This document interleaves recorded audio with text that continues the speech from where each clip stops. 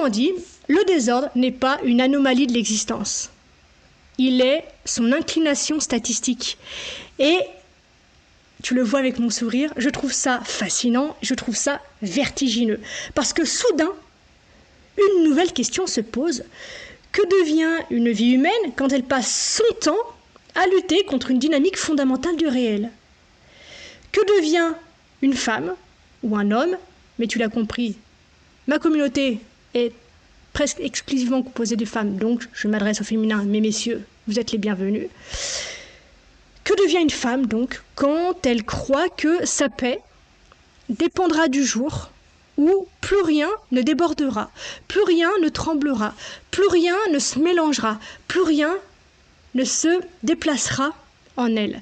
Que devient-on quand on fait de l'ordre intérieur un absolu au lieu d'en faire un outil local, temporaire, j'ai presque envie de dire humble? Je crois que beaucoup de gens sont épuisés pour cette raison.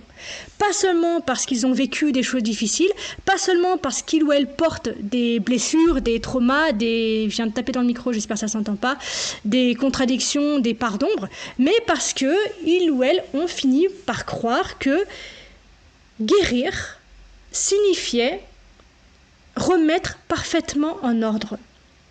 Alors, forts de cette conviction, ils essayent de ranger leur psyché comme une chambre d'enfant un dimanche soir.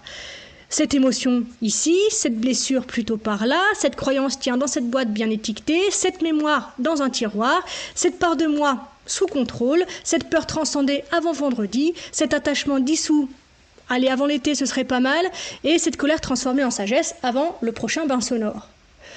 Sauf qu'évidemment, tu l'auras compris, ça ne marche pas comme ça.